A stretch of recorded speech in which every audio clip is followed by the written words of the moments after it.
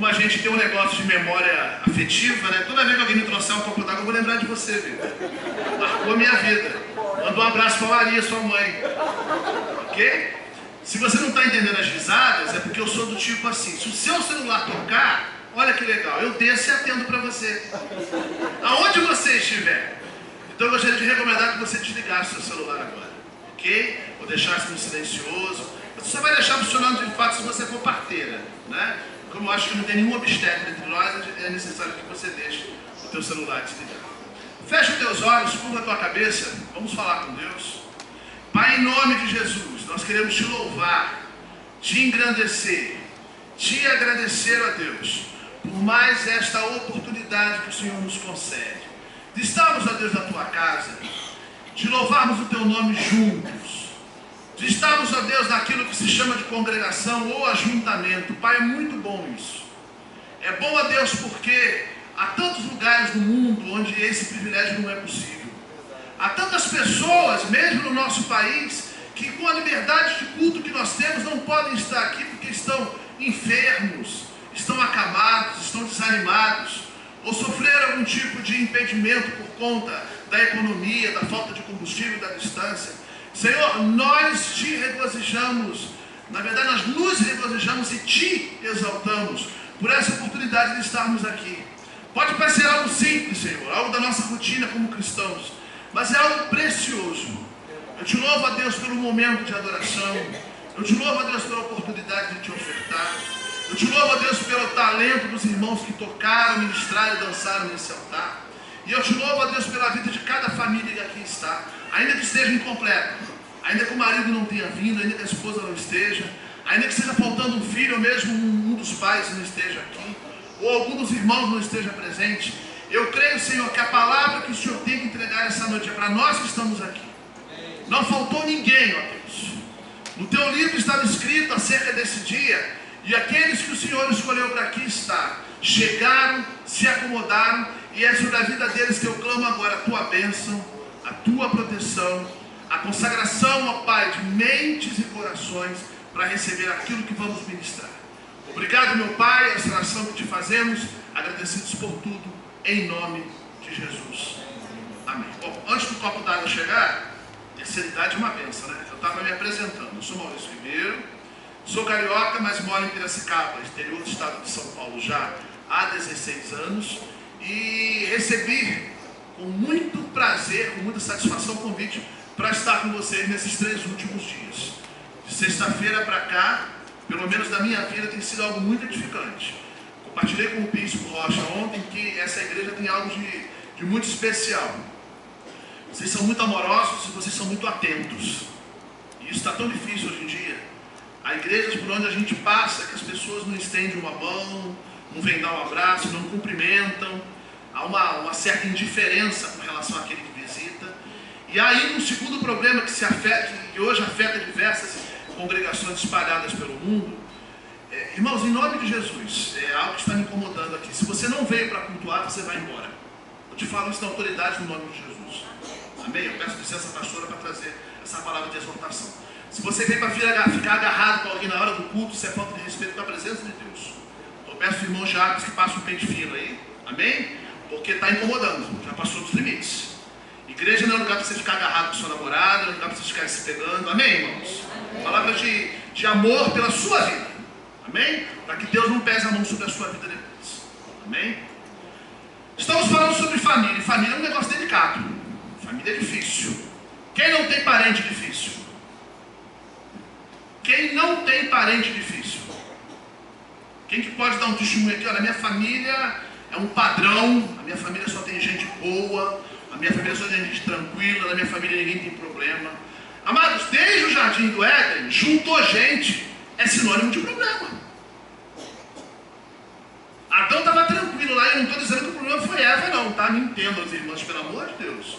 O problema é quando juntou 2. Juntou 2 no Éden e começou um grande B.O., como diz o paulistano, no boletim de ocorrência, começou ali, não é? E família, apesar de ser lugar de salvação, família ser lugar de graça, de bênção, de misericórdia, de aprendizado, de progresso, ainda assim, família é lugar de problema. gente é o que a gente é. Ali é que a gente faz as coisas sem máscara. Na igreja eu posso, não devo, mas até posso interpretar um papel. Mas no íntimo da minha casa eu sou quem realmente eu sou. Você quer saber quem é o Maurício? Você não vai perguntar para Simone, para o Mário, para a Gabriela, para a Jonathan, para a Rafaela, não. Você vai perguntar para a minha mulher. A minha mulher tem propriedade de dizer para vocês quem eu sou de verdade. Meus filhos também. Meus 5 filhos podem dizer para você quem eu sou, não é? Entenda uma coisa, o exercício familiar, ele exige de nós paciência. De amar o outro e entender o outro com todas as dificuldades que ele tem. É para isso que nós estamos juntos.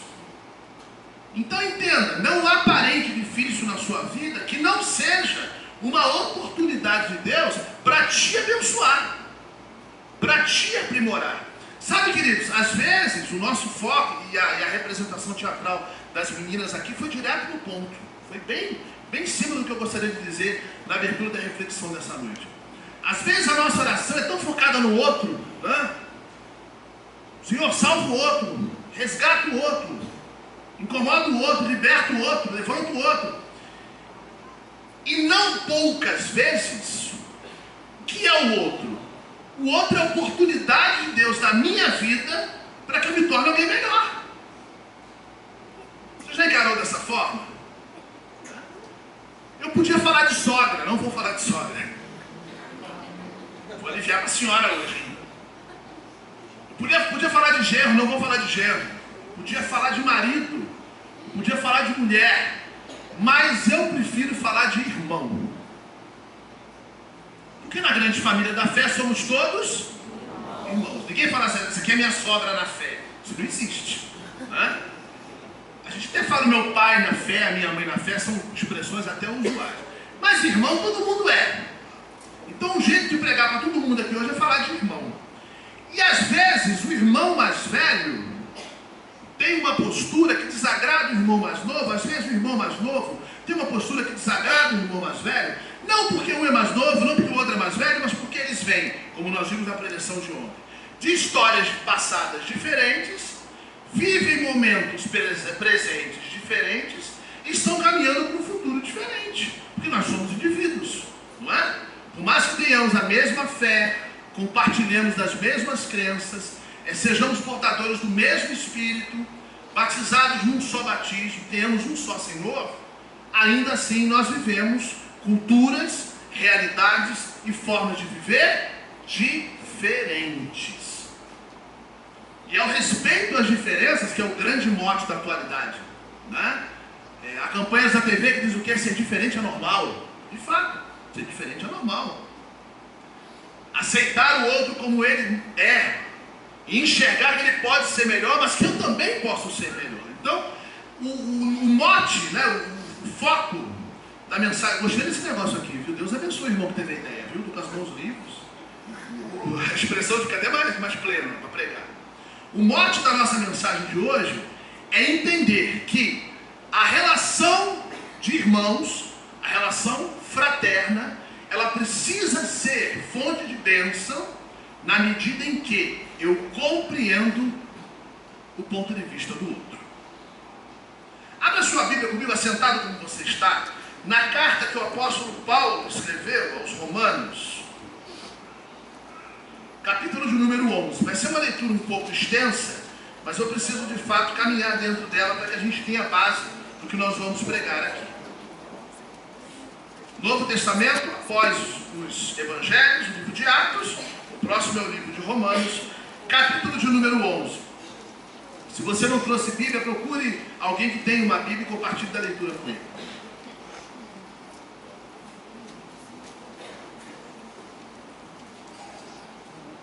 Paulo, escrevendo aos cristãos de Roma, ele fala assim: eu pergunto, pois, terá Deus porventura rejeitado o seu povo?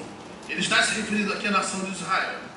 De modo nenhum, porque eu, Paulo, também sou israelita da descendência de Abraão, da tribo de Benjamim. Deus não rejeitou o seu povo, a quem de antemão conheceu. Ou não sabeis o que a Escritura refere a respeito de Elias, como insta perante Deus contra Israel, dizendo: Senhor, mataram os teus profetas, arrasaram os teus altares, e só eu fiquei, e procuram tirar minha vida. Que lhe disse, porém, a resposta divina: reservei para mim 7.000 homens que não dobraram os joelhos diante de Baal. Assim, pois, também, irmãos, agora, no tempo de hoje, sobrevive um remanescente segundo a eleição da graça. E se é pela graça, já não é pelas obras, do contrário, a graça já não é graça. Versículo 7. Que diremos, pois? O que Israel busca, isso não conseguiu. Mas a eleição o alcançou. E os mais foram endurecidos, como está escrito: Deus lhes deu espírito de entorpecimento, olhos para não ver, ouvidos para não ouvir, até o dia de hoje. E diz Davi: torne-se-lhes a mesa em laço e armadilha, em tropeço e punição. Escureçam-lhes os olhos, para que não vejam, e fiquem para sempre curvadas as suas costas. Verso 11. Pergunto, pois: porventura tropeçaram para que caíssem? De modo nenhum, mas pela sua transgressão veio a salvação aos gentios, para pô-los em ciúmes. Ora, se a transgressão deles renudou em riqueza para o mundo, e o seu abatimento em riqueza para os gentios, quanto mais a sua plenitude. Dirijo-me a vós outros que sois gentios, visto pois que eu sou apóstolo dos gentios, glorifico o meu ministério, para ver se de algum modo possa incitar a emulação do meu povo e salvar alguns deles. Porque se o fato de terem sido eles rejeitados trouxe reconciliação ao mundo, que será o seu restabelecimento, senão vida dentre os mortos? E se forem santas as primícias da massa, igualmente será a sua totalidade. Se for santa a raiz, também os ramos o serão. Guarda essa expressão. Se for santa a raiz, também os ramos o serão. 17. Se, porém, alguns dos ramos foram quebrados, e tu, sendo oliveira brava, foste enxertada em meio deles, e te tornaste participante da raiz e da seiva da oliveira, igreja, não te glories contra os ramos, porém, se te gloriares, sabe que não és tu que sustentas a raiz, mas a raiz é que a ti sustenta. Dirás, pois, alguns ramos foram quebrados para que eu fosse enxertado. Bem, pela sua incredulidade foram quebrados. Tu, porém, mediante a fé, estás firme. Não te ensoberbeças, mas teme. Eu fico até aqui com a leitura. Paulo estava enfrentando um problema sério naqueles dias. Que problema era esse? Vou facilitar para a Gabriela, não vou ficar me mexendo muito, viu? Titio, te amo. Né? Até porque se eu tiver que descer, ela vai ter que botar a câmera atrás de mim. Vou procurar ficar aqui nesse período. Paulo enfrentava um problema sério naqueles dias. E que problema era esse? A igreja crescia, a igreja prosperava, os irmãos se achegavam, se batizavam, se convertiam, mudavam de vida. E esses irmãos geraram dentro de si o que nós chamamos hoje de teologia da substituição. Baseado em quê? Baseado em que os judeus, descendentes de Abraão, um povo escolhido, separado desde a antiguidade, para servir ao único Deus vivo, rejeitaram o seu Messias. Jesus se manifestou, apresentou-se a eles, pregou durante 3 anos, morreu crucificado por consentimento e a pedido de populares judeus. E quando a igreja é inaugurada no dia de Pentecostes, esse culto hoje está todo alinhavado, né? Cantou-se sobre o dia de Pentecostes, está tudo muito... O Espírito Santo está conduzindo mesmo, como sempre faz, mas tem cultos que a coisa é mais nítida, né? Quando a igreja nasce no dia de Pentecostes, quando o fogo desce do céu, invade aquela casa e todos são cheios do Espírito, alguns irmãos daquela experiência foram cheios também do que nós vamos chamar aqui de um santo orgulho. Principalmente os crentes de Roma. Não eram mais romanos que adoravam entidades pagãs. Paulo está escrevendo não para incrédulos, ele está escrevendo para a igreja.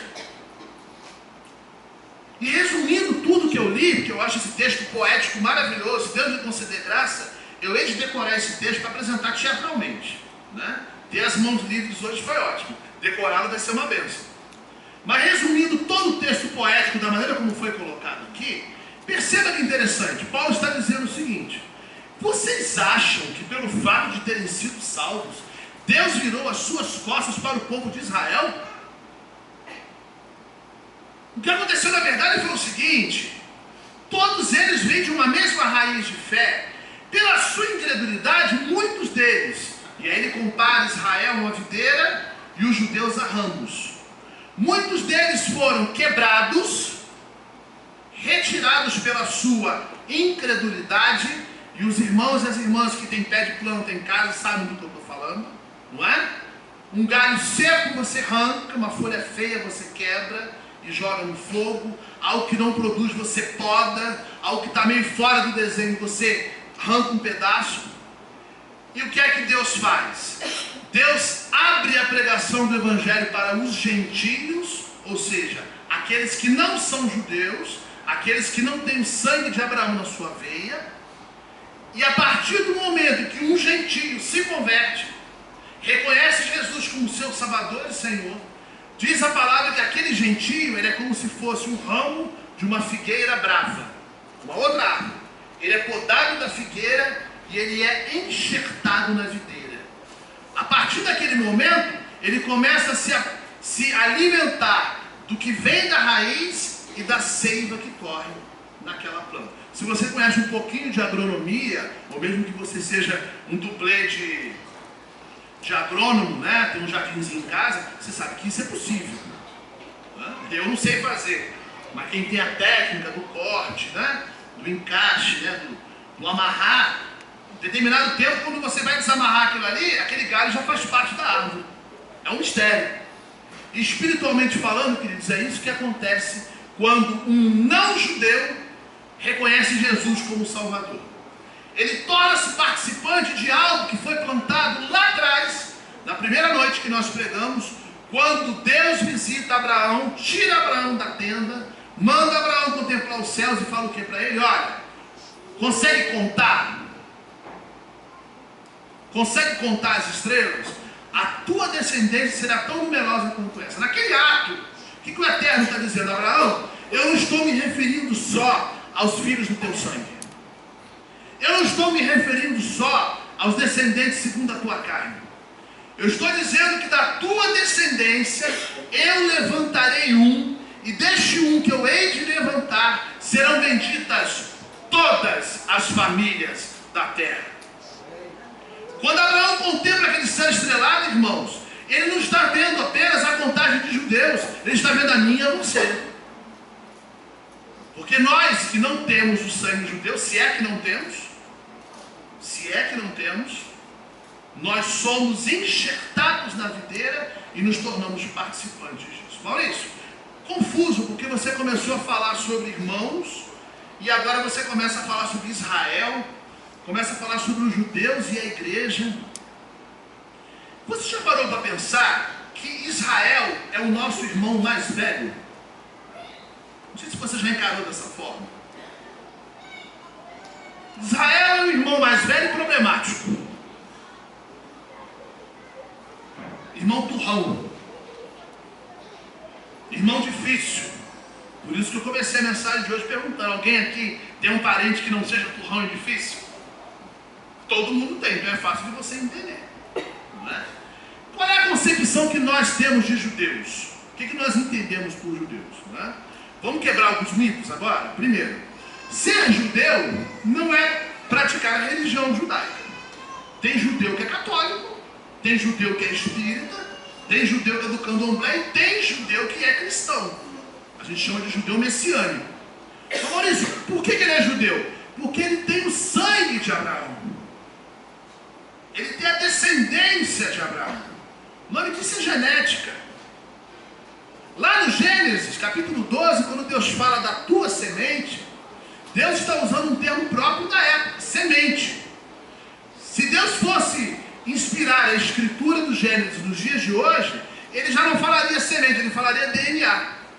Deus é moderno. Deus falaria: Abraão, do teu DNA eu levantarei uma multidão, tal qual as estrelas do céu, tal qual a areia do mar, tal qual o pó da terra, de maneira tão numerosa que não se pode contar.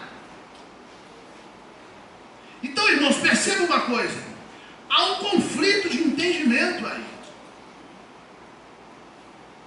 Porque nós achamos que ser judeu é seguir uma religião.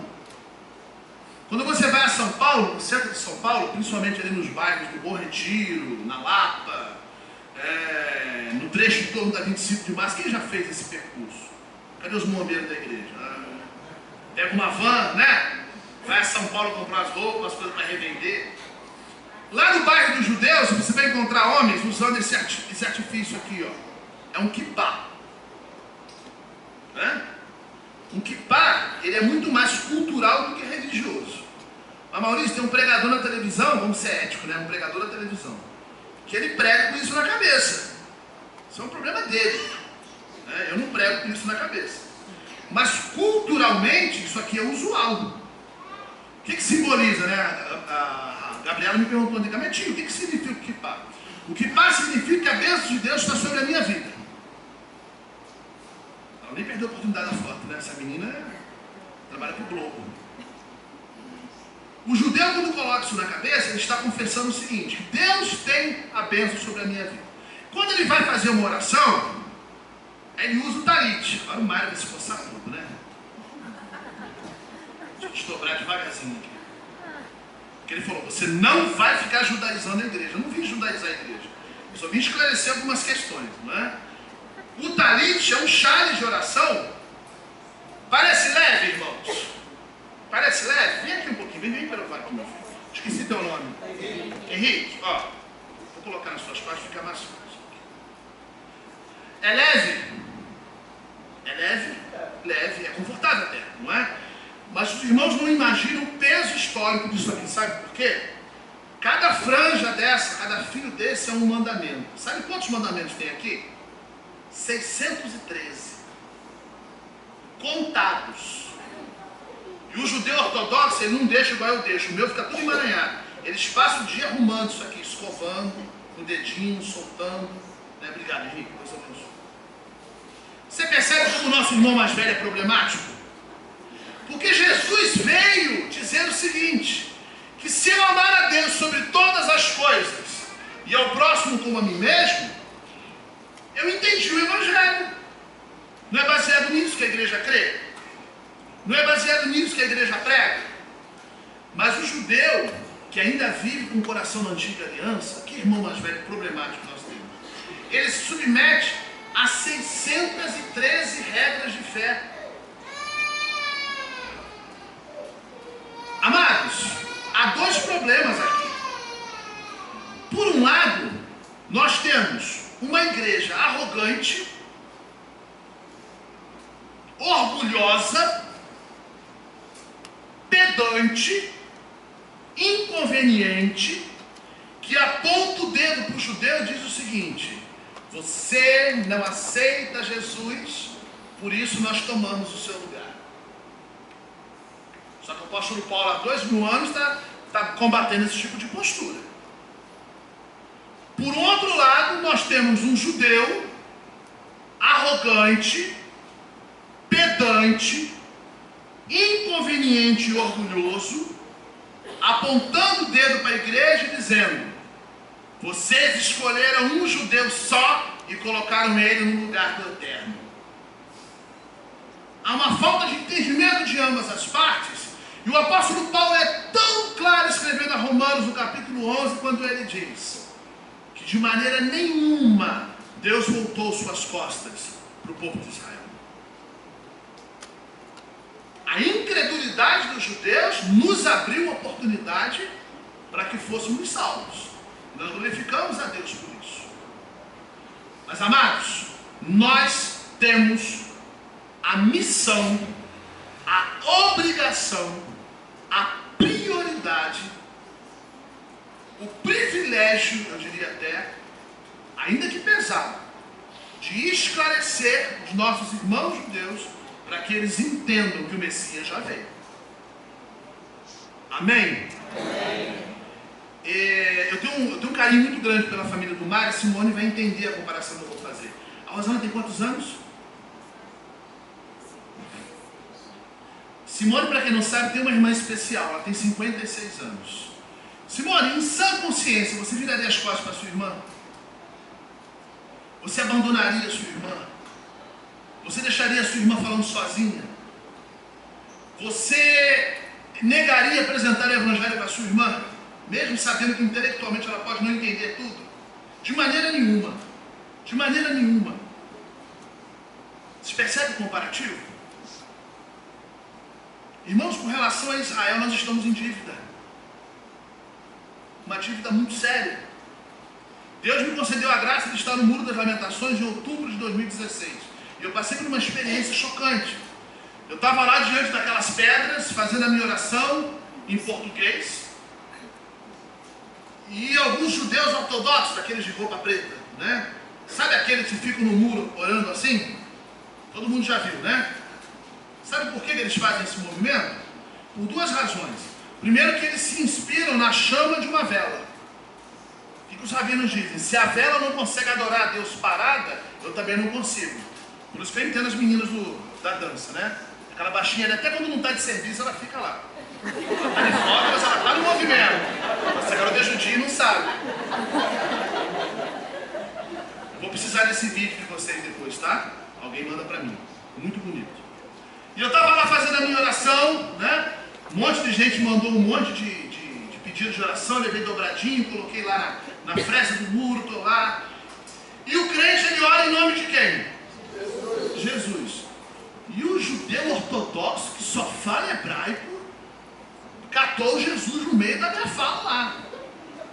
Irmãos, eles vieram com tudo para cima, aquela barbona. Eu não entendia nada do que ele falava, mas a expressão dele era muito rica. Caraca, meu arrastão, o alemão perdido aqui no meio. Eles vão me quebrar aqui. Comecei a clamar internamente: Senhor, me cobre com teu sangue. Naquela hora, sabe o que eu vi diante de mim? Eu não tive raiva deles, tive medo. Medo eu tive. Mas Deus me encheu de uma compaixão, de entendimento. Senhor, misericórdia da vida deles. Eles não sabem o quanto é bom conhecer o amor do teu filho ainda. E conforme o Espírito Santo foi me dando aquele entendimento, eles foram ficando sem argumento. Eu não falei nada. E virou as costas e foi. Foi um para cada lado.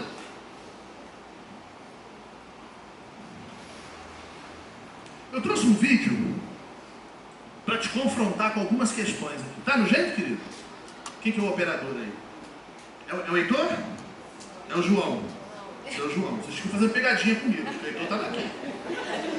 João, você que perdeu a primogenitura ontem, né? Apaga a luz para nós, querido, por gentileza. Tá no jeito? Abre o áudio, por favor. O que aconteceu com o povo de Moisés? Meu filho, uma coisa tudo junto. Pra gente se gostar aqui. Precisamos de imagem e som. Eu quero imagens. Não, deixa, acho que não é necessidade não, senão vai ficar muito tumultuado, vai e vem. Obrigado, viu, querido? Nós temos imagens? Temos?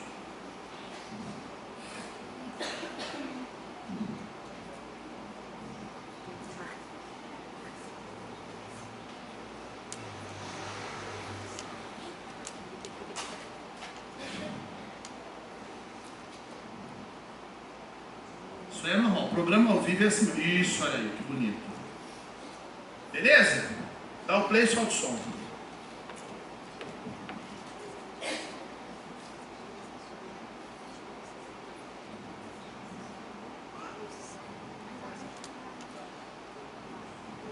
O que aconteceu com o povo de Moisés? Continue! Depois da fuga do Egito.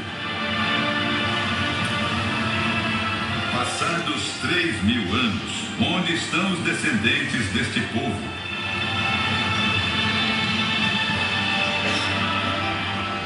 Depois de décadas pesquisando, estudiosos de várias partes do mundo garantem: a história do Brasil está cheia de mitos que tem que demolir. Milhões de brasileiros são judeus e não sabem. Tem um número grande de brasileiros, portugueses, que possuem o DNA de Abraão e precisam saber de onde é que vieram. E agora, como descobrir se você é um deles?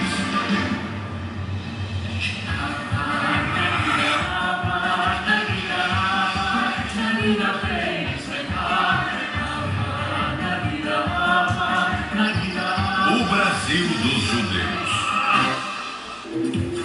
Já já você vai conhecer um teste de laboratório que promete revelar se um brasileiro tem ou não o que este pesquisador chama de DNA de Abraão. Podendo retornar diversas gerações e identificar o DNA judeu, o DNA de Abraão, no sangue de qualquer indivíduo. Descendentes do povo hebreu da Bíblia são mais comuns no nosso país do que a gente imagina. Há ainda uma outra forma de investigar as origens judaicas que os cientistas acreditam ser a prova definitiva. O avanço das pesquisas genéticas auxilia quem está em busca das suas origens. Um exame de DNA feito a partir da saliva ou da mucosa pode dizer se uma pessoa tem sangue judeu ou não. E o pesquisador Roberto Grobman, ele garante que o fim dessa dúvida está em kits como esse aqui. Através do DNA, é possível saber se a pessoa tem origem judaica ou não? Sem dúvida, é possível sim. Nós podemos fazer tanto pelo lado materno como pelo lado paterno. O teste, recém-chegado ao Brasil, pode ser realizado em qualquer pessoa. Tiramos a mucosa, isso não dói nada, realmente é só raspado dentro da boca, uma vez de cada lado. Depois inserimos em cada um desses tubos e enviamos para os Estados Unidos.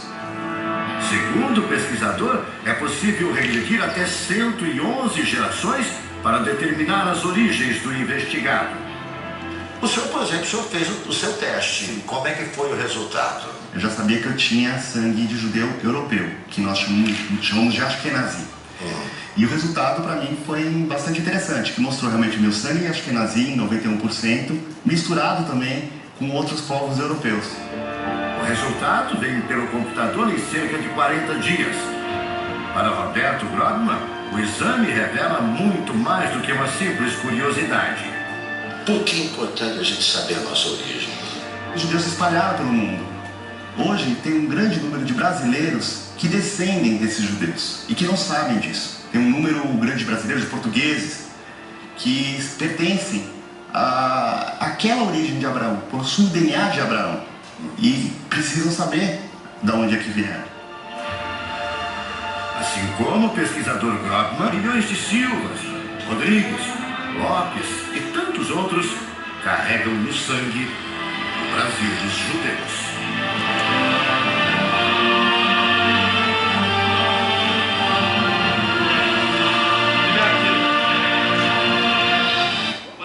Obrigado. Essa reportagem está disponível no YouTube, depois você pode assistir. É só botar lá o Brasil dos Judeus, ou DNA Judeu da Record, reportagem oficial. Roberto é amigo meu, lá de São Paulo, né? Brigão, adora defender a causa de Israel, mas não vamos falar do Roberto hoje não. Eu queria falar sobre você. Agora eu botei uma pulga atrás da sua orelha. Maurício, será que eu sou judeu? Será que eu tenho o DNA de Abraão? Será que eu sou descendente de Abraão? Porque, veja bem, Jesus era descendente de Abraão. Então, se eu descobrir que eu sou descendente de Abraão, eu sou primo de Jesus, né? Talvez hoje você vá para a cama com isso na cabeça, né? Esse mundo de indagações. Eu levantei uma questão nova para você. Quando Deus falou com Abraão lá na antiguidade, no livro do Gênesis, ele usou uma expressão que depois ele repetiu com o neto de Abraão, Jacó, como nós vimos na pregação de sexta, como nós vimos na pregação de ontem. Em ti serão benditas todas as famílias da terra. Abraão, por causa de você, eu vou abençoar todas as famílias da terra. E para referendar, né, para ratificar, para carimbar, para autenticar, olhe para cá, preste atenção.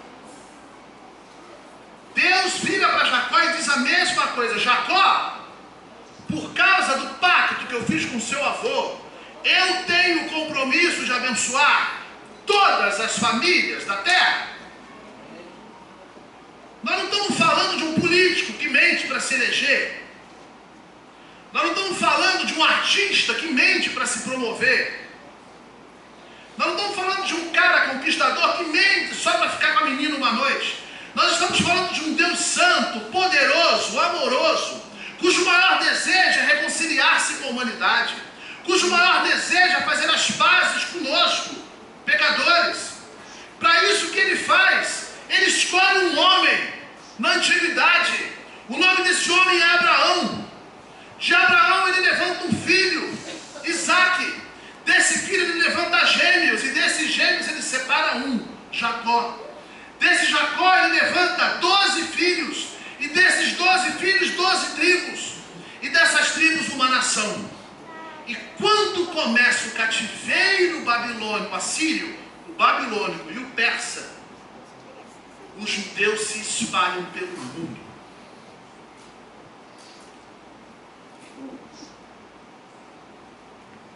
Olha a matemática de Deus. Era Abraão e Sara, eram 2. Isaac nasceu 3. Casou com Rebeca 4. Vieram gêmeos 6. Dos gêmeos de Jacó, mais 4 esposas, 10. Com mais 12 filhos, me ajuda, são 22. Quando há fome na terra, eles descem para o Egito, já são 70. E 400 anos depois, quando eles saem do Egito, eles são milhares. E hoje eles são bilhões. E eu posso te afirmar que aqui dentro desse prédio, daquela porta para cá, tem muita gente com o DNA de Abraão. Sabe por que Deus permitiu que o seu povo se espalhasse por todo o mundo? Para fazer cumprir a sua promessa. Em ti serão benditas todas as famílias da terra. Aí você pode fazer igual eu fiz. Eu comprei o exame. Comprei o exame. Peguei uma promoção aí do Dia das Mães. O exame que custava mais de R$1.000. Sério, lá no site eles colocaram. É uma promoção do Dia das Mães. Um exame que eu pagaria mais de R$1.000, eles são por R$260. Falei, viu, é de Deus. Só esperei o cartão virar. Mas em uma, nem tem dividir em 10. Eu falei, vai ser em uma só pela fé. O kit está parado na alfândega de São Paulo. Deve chegar para mim daqui a uns 15 dias. Aqui que eu vou fazer? Eu vou raspar na boca de um lado, do outro, botar no tubinho, mando para os Estados Unidos, a despesa é minha, mando para os Estados Unidos. Em 4 semanas eu descubro se eu sou descendente de Abraão ou não. Você pode falar assim, só a besteira, o que é que muda? Muda que eu fico sabendo se eu sou parente de Abraão.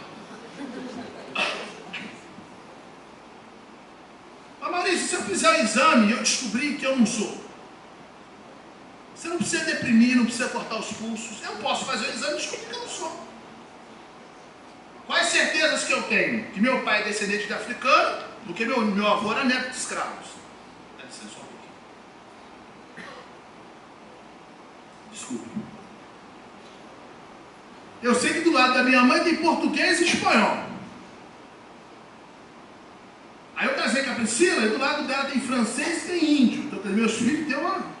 Se fizer o exame do meu filho ao invés de fazer o meu, vai dar uma salada louca. Né? Mas pode ser que venha lá 0,5% de judeu. E pode ser que não venha nada. Querido, se não vier nada não tem problema. Sabe por quê? Porque mediante a minha confissão que Jesus Cristo é Senhor da minha vida, eu fui enxertado na videira. Eu fui colocado ali. Você entende? Então perceba uma coisa, nós cristãos somos duplamente abençoados porque no nosso meio tem gente que carrega o DNA sagrado de Abraão. E são essas pessoas perto de nós que nos abençoam. E por que eu falei duplamente abençoado? Porque quando você se dá conta de que Jesus é Senhor e Salvador da sua vida, da sua casa, da sua família, quando você reconhece que não há um outro Deus, quando você reconhece o amor desse Deus, ao ponto de entregar o seu filho para morrer por mim e por você, você é enxertado na videira e você passa a fazer parte da grande família de Deus. Sabe, visitantes, talvez você tenha vindo aqui essa noite com outra perspectiva. Me convidaram para o congresso de família, estou cheio de problema lá em casa. Talvez você tenha filho na droga, Talvez você tenha filho desviado da fé. Talvez você tenha um marido difícil. Talvez você tenha uma mulher complicada. Talvez você tenha uma sogra atribulada, que é coisa que quase não acontece, mas talvez você tenha. Talvez você tenha um irmão que não se dá com você. Deixa eu te dizer algumas coisas. As pessoas que fazem parte da família de Deus passam pelas mesmas coisas que você passa. Mas nós temos uma perspectiva um tanto diferente, porque nós cremos que para toda questão existe um Deus que provê solução. E a exemplo do que nós vimos aqui muito bem representado no trabalho das meninas, é no clamor, é na oração, é no pedido, é na insistência, que nós alçamos graça diante dos olhos do Senhor. Porque o mais difícil ele já fez na cruz, foi colocar o filho dele ali. Ora, o Deus que teve o poder, a capacidade de sacrificar o próprio filho no nosso lugar, ele não pode mudar o teu marido difícil, ele não pode trazer o seu filho de volta, ele não pode reconciliar irmãos que não se dão. Não existem impossíveis para o Deus de Abraão. Deus de um casal levantou um povo, os egípcios se levantaram contra eles. O que é o Egito hoje? Um paizinho de segunda categoria, destino turístico, com uma economia quebrada e uma política falida. O Egito vive de passado. Não, mas aí você não pode ignorar que se levantaram os babilônicos. Só estão nos livros de história. Os assírios só ficaram no livro de história. Os persas. Dos gregos, o que nós herdamos? Meia dúzia de palavras só. Sobrou mais nada. E as Olimpíadas. Dos romanos, herdamos no latim. O que é Roma hoje? Um museu a céu aberto. O que é a Alemanha? Já foi uma grande potência mundial hoje. Eu estou citando países que oprimiram o povo da promessa. Amados, dura coisa é se levantar contra o povo de Deus. Eu não estou falando da igreja, estou falando de Israel. Quando você pega na sua Bíblia, deixei marcado aqui, e você abre no Salmo 122, verso 6, você é confrontado com uma obrigação filial que eu e você muitas vezes não cumprimos. Sabe, queridos, é muito bonito vir para o congresso da família e cantar que a gente ama a família, que a gente acredita na família, que a gente aposta na família, que a família é um projeto de Deus. Eu preciso de ti, querido irmão. É lindo. É significativo. É emocionante. Mas, amados, eu não posso virar as costas para um parente complicado. E nós todos temos um parente complicado em comum, que é Israel. E a Bíblia nos esclarece de maneira muito clara, indubitável. Se você não entender, me procure no final do culto que eu desenho para você. Eu tenho maior paciência de desenhar. No Salmo 122, verso 6, o salmista diz: orai pela paz de Jerusalém, sejam prósperos os que te amam. O que você sabe sobre a paz de Jerusalém? Você sabe que é um lugar que vive em guerra, não é? Só que você já escuta isso desde pequeno. Anos 80, você estava lá na sala pequenininho, brincando de bola de gude no carpete, sua mãe chamando para jantar, você está assistindo o Jornal Nacional, e a notícia falando: crise no Oriente Médio, mais um confronto em Israel. A gente escuta isso e parece que não faz, sabe, diferença. A gente se tornou insensível, amados. É o povo da promessa. Foi Deus que escolheu.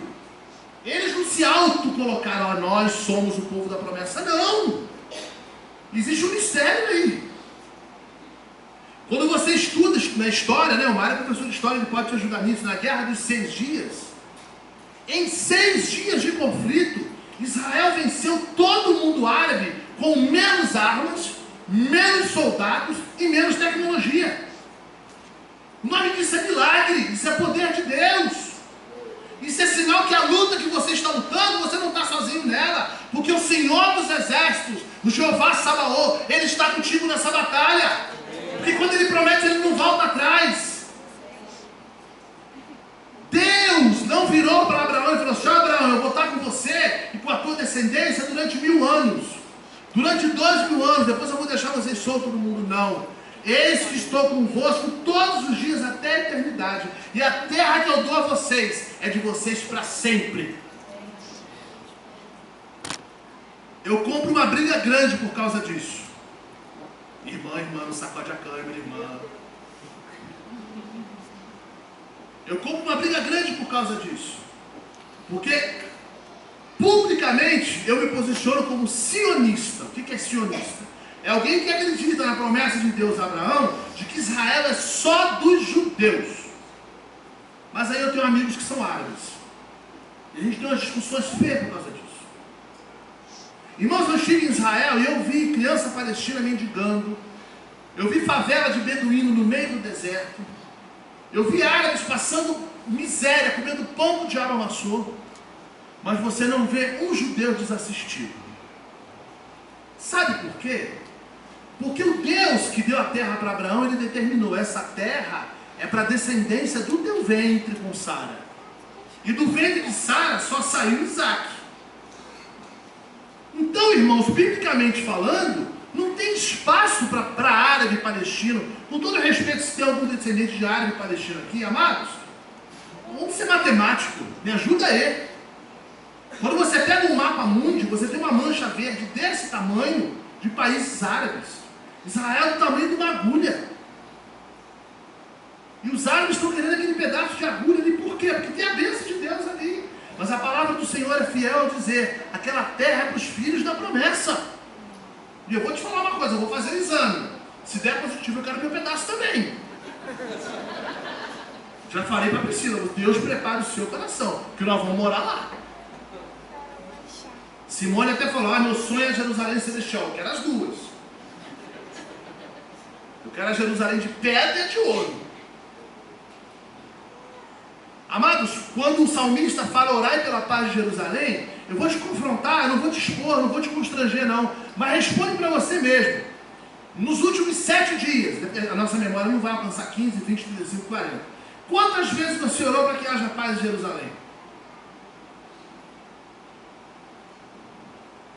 Quantas vezes você orou para que houvesse paz no Oriente Médio, na Palestina, na faixa de Gaza?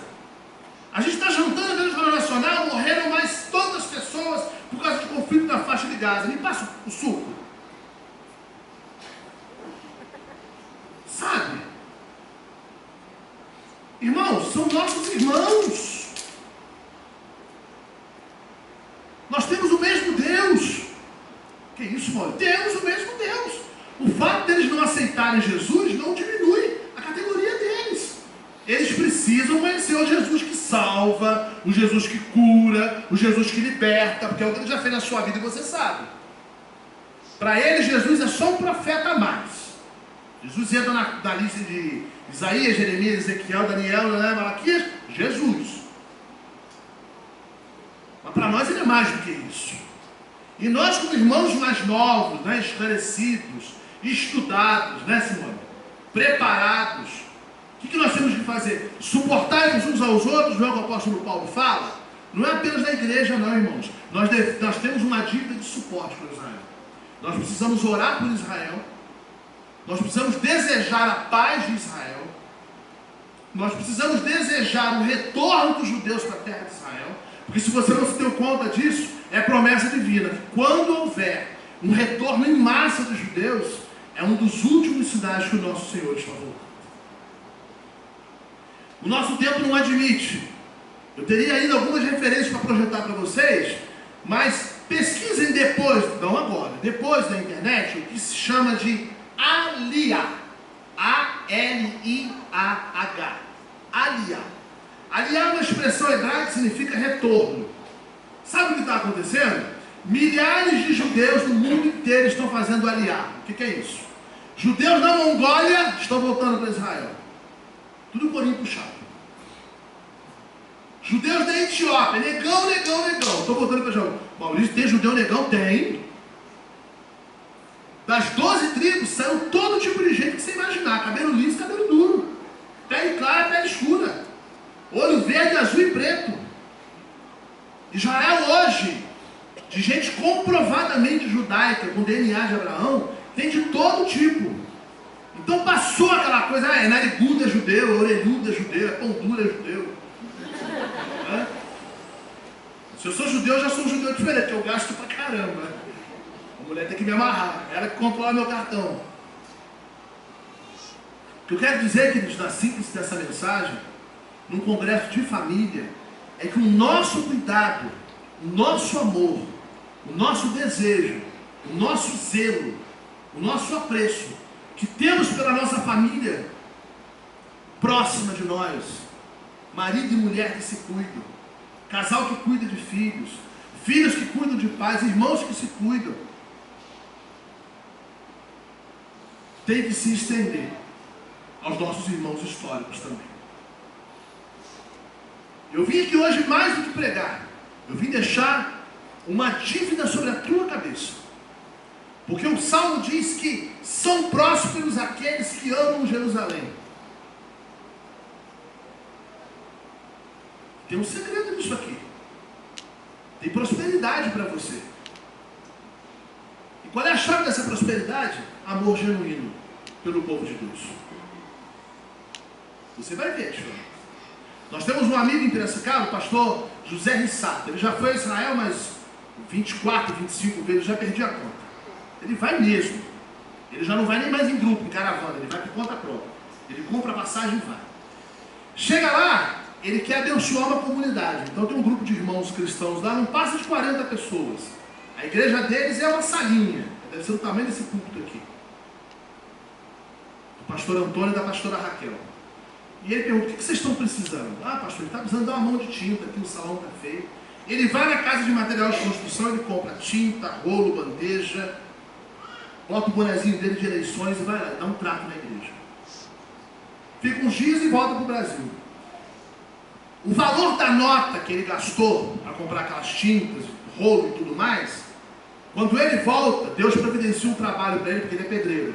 E ele ganha 10 vezes o que ele investiu em Israel. Ele está indo agora, sabe o que ele vai fazer? Ele vai comprar uma van para os irmãos. Porque tem irmão que mora longe e não tem condição de vir. Então aquela van vai fazer um percurso trazendo os crentes para a igreja. Aí você pega o valor de uma van e multiplica por 10, veja o que ele vai ganhar. É claro, irmãos, eu não quero incentivar você a ter um amor por Israel puramente para ganhar dinheiro, para ser próspero. Mas é uma consequência natural. E eu vou te falar, o amor pela tua família é prosperidade para a tua vida também. Há pessoas com a vida financeira, ministerial e de carreira amarrada, porque não fala com o irmão que brigou, porque virou as costas para um cunhado que fez uma desfeita, porque guarda mágoa da sogra que falou mal de você, porque não perdoou o pai que te molestou.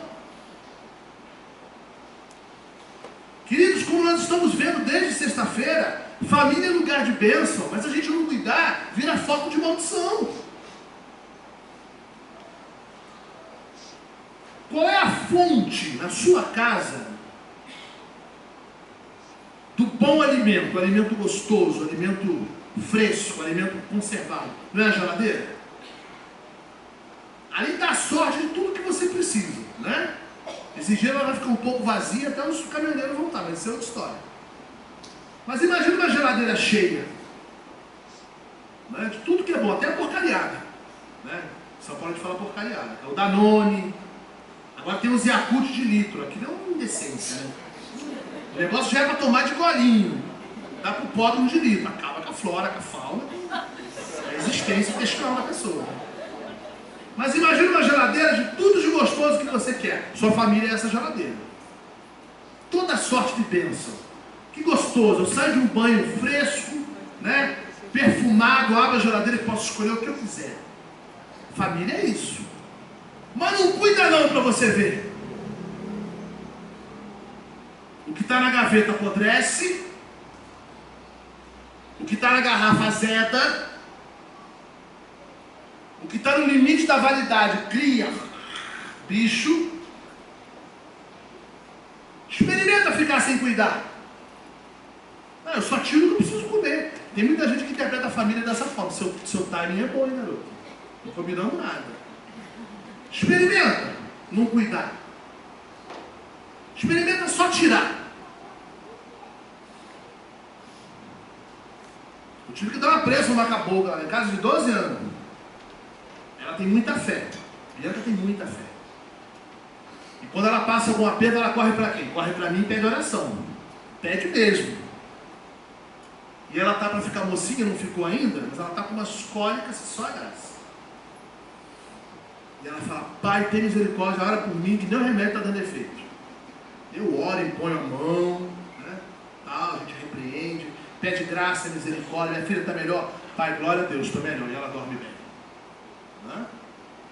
Só que ontem, o pai viajando, eu estou aqui, né? Nós temos um grupo da família, todo mundo fala com o pai, menos ela. Aí eu, né? Eu falei, só corre para mim quando tem cólica, né, caboclo? Mas, irmão, nós somos assim. A gente só corre para Deus quando dá a cólica, quando dá a dor de barriga. A gente só apresenta a família quando vem a crise, quando vem a dificuldade. Não é, irmão? Quando vem a dificuldade. Ou por outro lado, a gente vai botando paninho quente, né? Não, isso não é nada, né? Isso vai passar. O tempo resolve, irmãos. O tempo não resolve, o que resolve é a oração dentro do tempo. O que resolve é a mão de Deus dentro do tempo. E o tempo é dele. Se ele falar que vão levar 30 anos para resolver, é o tempo dele. Mas ele tem que estar no controle de todas as coisas. Sabe, em 1948 Israel foi declarado país, isso já faz 70 anos. E tem um marco profético nesse número de 70. As atenções do mundo estão se voltando para lá. Deus diz na sua palavra que Israel é o centro do mundo. Sabe aquela história da linha do Equador e do meridiano de Greenwich que você aprendeu em geografia? Aquilo é balela. O centro do mundo não está ali. O centro do mundo é Israel. Eu quero te desafiar uma coisa essa noite. A você clamar pela tua casa, pela tua família, pela salvação dos teus, pela restauração dos laços familiares, dentro da tua realidade.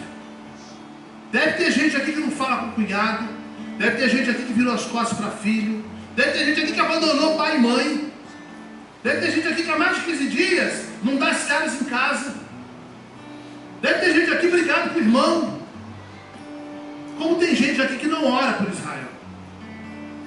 Então a gente está fazendo um pacote hoje aqui, em promoção. Não saia deste templo na noite de hoje sem se despertar para essa necessidade. A palavra que Deus entregou a Abraão não se revoga. A sua família, ela é bendita, como são benditas todas as famílias da terra. Mas Maurício, na minha casa não tem um marido, eu sou sozinha com meus filhos. Todas as famílias da terra. Mas Maurício, quem me cria não é meu pai e minha mãe, eu sou criado pela minha avó. Todas as famílias da terra. Mas Maurício, eu sou um pai sozinho, com um bando de meninas, minha mulher foi embora. Todas as famílias da terra. Mas Maurício, nós somos um casal que não consegue ter filho, a gente não consegue engravidar, nós tentamos de tudo. Todas as famílias da terra. Mas Maurício, minha sogra mora comigo, Maurício.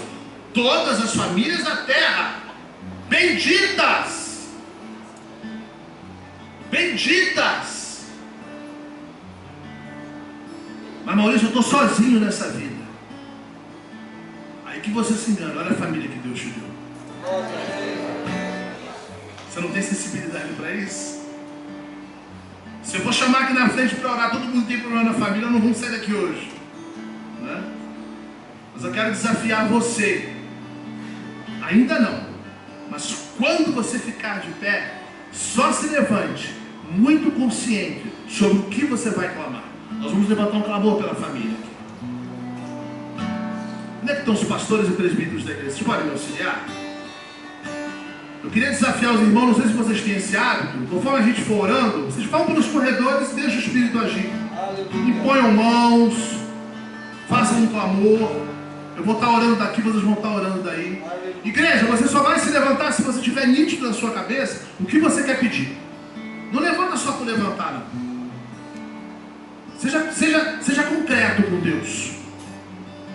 Senhor, a situação lá em casa é essa. Senhor, o que está pegando é isso. Eu só tenho 4 minutos. Fique de pé se você precisa de oração. Pai, em nome de Jesus, nós te louvamos e te agradecemos, porque o Senhor é fiel. E quando o Senhor disse que seriam benditas todas as famílias da terra, quando o Senhor falou com Abraão, o Senhor não estava jogando palavras no vento, o Senhor não estava fazendo média com ele, não. O Senhor estava fazendo uma promessa firme, o Senhor estava empenhando a sua própria palavra, o Senhor estava colocando diante dele uma proposta irrecusável, dizendo: Abraão, se você fizer um pacto comigo, se você fizer uma aliança comigo, eu vou abençoar todas as famílias do mundo durante todos os tempos. Senhor, foi teu plano espalhar os judeus pela face da terra, porque onde existe um filho de Abraão, ali acompanha a bênção. Onde existe um filho de Abraão, ali acompanha a prosperidade. Onde existe um filho de Abraão, ali acompanha aquilo que o Senhor quer ministrar, a libertação, aleluia, o restabelecimento de alianças, aleluia, a renovação de votos, o reconciliar de filhos que estão fora do caminho. Deus, como tu és perfeito, Senhor, direciona os intercessores nessa hora. Usa a mente, a palavra e a mão dos teus servos. Ó Pai, toca no coração daqueles que estão de pé nessa hora. Responde-os, ó Deus, segundo o clamor de cada um, segundo a necessidade individual de cada um. Pai, tu não és Deus de multidão, tu és Deus do íntimo, tu és Deus pessoal, tu és Deus de visitação, tu és Deus de intimidade, tu és Deus de personalidade. Senhor, antes que nós fôssemos gerados no útero, o Senhor já era conosco. Antes que nós tivéssemos família, o Senhor já era conosco. Pai, contempla a necessidade de cada um dos teus filhos nessa hora e vem com socorro. Vem sobre este lugar, ó Deus, com resposta. Traz, ó Deus, convicção aos teus filhos. Traz mais entendimento da tua vontade. Traz, ó Deus, convencimento pelo teu poder, pelo sopro do teu Espírito nesse lugar. Quebranta corações. Demove, ó Deus, o orgulho. Demove, ó Deus, o coração de pedra. Pai, dá-nos coração de carne nessa noite, para sentir, ó Deus, a necessidade da nossa casa, para sentir, ó Deus, a necessidade dos nossos queridos, daqueles que dividem o lar conosco, aleluia. Ó Deus, e semeie em nós o amor pelo teu povo Israel. Senhor, faz-nos entender que somos uma só família, estamos enxertados numa só videira, não somos mais importantes do que o povo da promessa. Somos, ó Deus, sim, comissionados, chamados, intimidados, levantados, ó Deus, a interceder pela terra de Israel, a interceder pela paz de Jerusalém, a clamar, ó Deus, pelo restabelecimento do culto, a vinda do teu filho, o cumprimento de todas as coisas, o estabelecimento do milênio, a consumação dos séculos e a descida da Jerusalém de ouro. Deus, sela essa palavra no nosso coração, sela essa palavra no nosso íntimo. Vai-nos, ó Deus, sair daqui não em paz, mas sair daqui incomodados com isso, incomodados, ó Deus, com a necessidade de cumprir aquilo que a tua palavra exige de nós. Que tenhamos zelo pelas nossas casas, que tenhamos zelo pelos nossos filhos, que tenhamos zelo pelos nossos casamentos, que tenhamos zelo pelo teu povo Israel, que nosso dobrar de joelhos seja constante em prol dessas causas, que não fique restrito a este culto, que não seja um momento de apenas emoção, mas que seja convicção e ardor dentro de nós, porque Deus, é neste movimento do teu Espírito que se bendizem todas as famílias da terra. Todas as famílias da terra. Aleluia. Louvado seja o teu santo nome, ó Deus.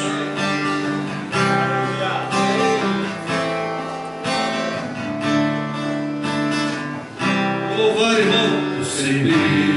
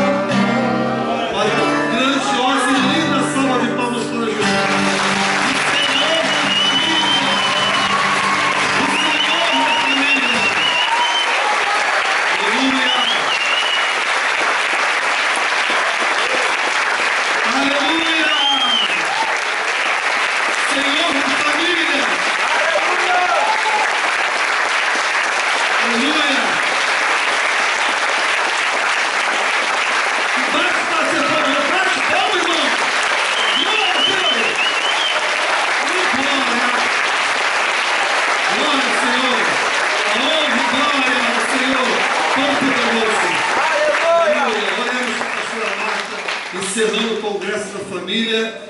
E a orientação bíblica é: vá e deixe frutos. Ah, eu quero montar uma tenda que é tão gostoso. Não, a aula prática está na tua casa. Vai descer o monte e vai multiplicar e frutificar. Receba a glória a Deus. Queridos, eu gostaria assim de guardar essa imagem, a igreja de mão dada, cantando esse louvor. Aleluia. E eu queria pedir a Gabriela ou alguém para filmar aqui para mim. E eu vou orar e quando terminar, vamos cantar o refrão dessa música de mão dada, porque eu quero guardar essa imagem comigo. Está muito lindo, o Espírito de Deus tem falado no nosso coração, a gente tem sentido aqui nesse momento algo tão precioso e eu queria registrar. Eu vou orar e nós vamos terminar com esse louvor. Eu vou pedir a Gabi, alguém que registre aqui para mim, tá bom? Pai, nós te louvamos, Senhor amado, por este momento.